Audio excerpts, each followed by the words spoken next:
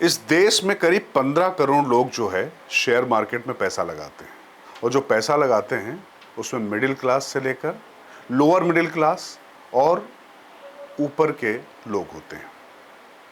इन लोगों के साथ अगर कोई कंपनी खिलवाड़ करती है और कोई विदेशी कंपनी खिलवाड़ करे, उसके साथ में अगर देश का एक बड़ा राजनीतिक दल अपनी प्रतिष्ठा को दांव पर लगाकर उस रिपोर्ट को लेकर अगर उड़े, तो इसको उस राजनीतिक दल की अदूरदर्शिता कहा जाए, या मानसिक दिवालियापन कहा जाए, या फिर कारपोरेट वार का एक हिस्सा बनना कहा जाए, या एक सोची समझी रणनीति कहा जाए जिसमें अपने राजनीतिक हित के लिए वो कुछ भी कर गुजर जाने के लिए तैयार है।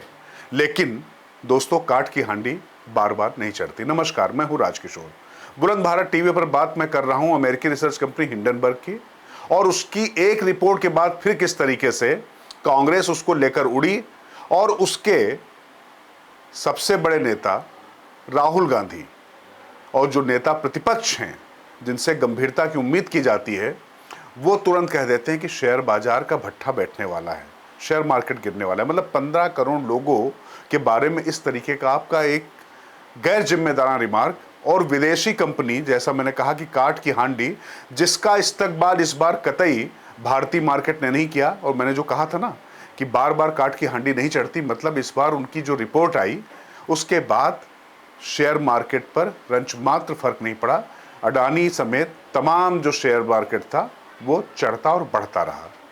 दरअसल अमेरिकी रिसर्च कंपनी अपने आप को कहती जो हिंडनबर्ग, उसका अपना एक बहुत लंबा चौड़ा खेल है, और उसने रिपोर्ट में सेबी की मौजूदा चेयरमैन माधवीपुरी बुच और उनके पति धवल बुच पर वित्तीय अनियमितता का आरोप लगाकर भारत में दूसरी बार खुद को सुर्खियों में ला दिया है। आपको याद होगा, इससे पहले जनवरी 2023 में इसने भारत के प्रमुख औद्योगिक घराने अदानी समूह पर रिपोर्ट जारी कर हलचल मचा दी थी। रिपोर्ट में गौतम अदानी के भाई विनोद अडानी पर काफी गंभीर आरोप लगाए गए थे। रिपोर्ट आने के एक ही महीने के भीतर अडानी की नेटवर्थ $80 बिलियन यानी 6.63 लाख करोड़ रुपए से ज्यादा की गिर गई थी। आप समझिए कितनी बड़ी गिरावट थी। वो अलग बात है कि बहुत ज्यादा समय तक नहीं चल पाया, लेकिन पिछले 18 महीने में भारत के कारोबारी और वित्तीय बाजार में कथित वित्तीय अनियमितता को लेकर जारी गई ये उसकी दूसरी रिपोर्ट है।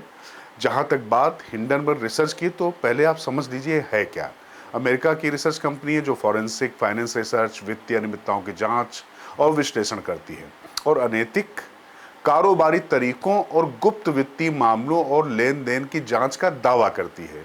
इसे नेट एंडरसन नाम के अमेरिकी नागरिक ने 2017 में शुरू किया था।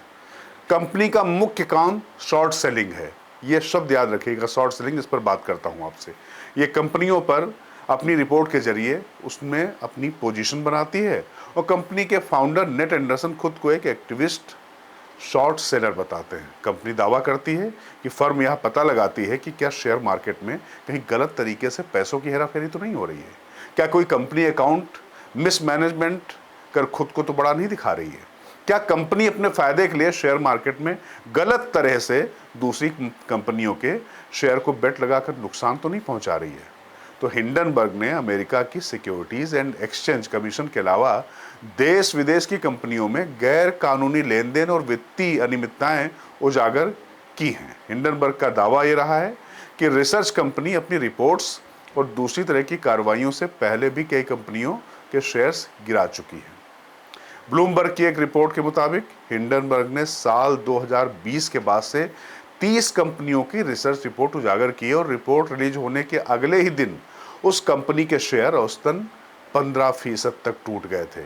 अडानी से पहले हिंडनबर्ग ने जिस बड़ी कंपनी के बारे में रिपोर्ट जारी की थी, वो सबसे चर्चित कंपनी अमेरिका की ऑटो सेक्टर कंपनी निकोला थी।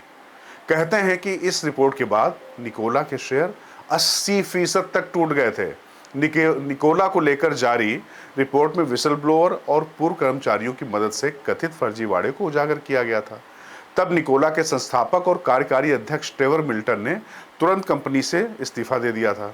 मामला जब अदालत तक पहुंचा तो निकोला कंपनी के फाउंडर को दोषी पाया भी गया था। हिंडनबर्ग रिसर्च ने 2017 से अब तक दुनिया भर की करीब 18 कंपनियों को लेकर खुलासा किया है, जिस पर जमकर हंगामा मचा। इनमें से ज़्यादातर कंपनियां अमेरिका की हैं, जबकि चीन की 2 और भारत की एकमात्र कंपनी अडानी समूह है। अडानी पर ही उनकी कृपा ज़्यादा है। ज़्यादातर कंपनियों को लेकर अलग अलग रिपोर्ट प्रकाशित करने के बाद काफ़ी घमासान मचा था, जिनमें ज़्यादातर कंपनियां अमेरिका की थीं, जिन पर अलग अलग आरोप लगे। लेकिन मौजूदा वक्त में कंपनी ने भारत को लेकर 10 अगस्त 2024 को हिंडनबर्ग ने सेबी प्रमुख माधवीपुरी बुच और उनके पति धवल बुच और अदानी ग्रुप के संबंधों में 46 पन्नों की रिपोर्ट जारी की है।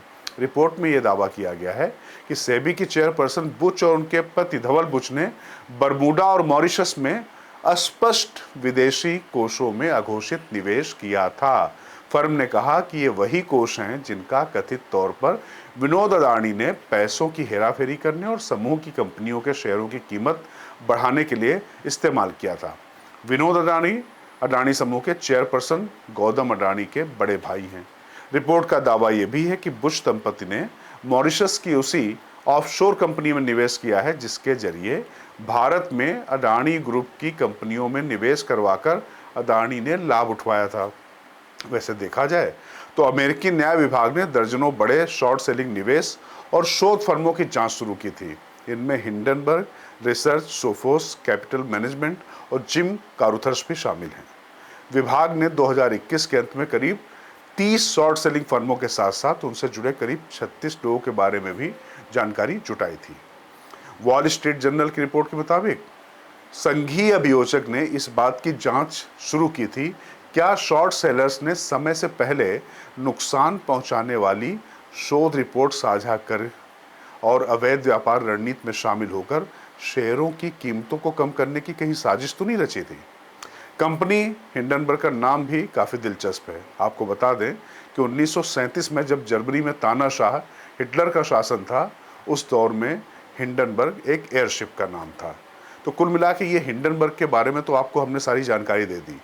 भारत में एक ही कंपनी अडानी पर उसकी विशेष कृपा है, जैसा मैंने पहले कहा था, और हमने आपसे कहा था कि जो शॉर्ट टर्म जो सेलर वाली जो बात होती है, ये मंदाड़िया ऐसे होते हैं कि कंपनी के शेयर पहले जब नीचे गिरे उस समय उनको खरीद कर जब वो शेयर बढ़ते हैं तो उससे अपना फायदा लेते हैं, अपना जो नुकसान दूसरे का फायदा अपना। तो ये एक जो पूरा सर्किल है विशेष, इसको समझने की आवश्यकता है।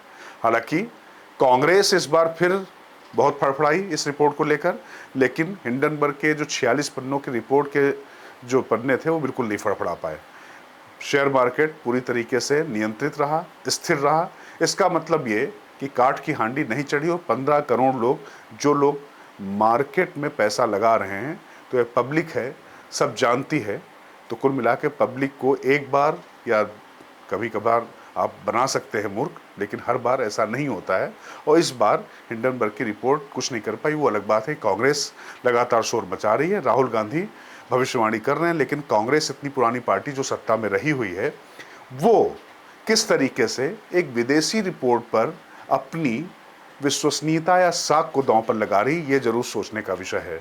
यह हमारी रिपोर्ट आपको कैसी लगी, कमेंट बॉक्स में आप हमको बताइएगा। मैं राजकिशोर, बुलंदशहर टीवी, ताकत आपकी।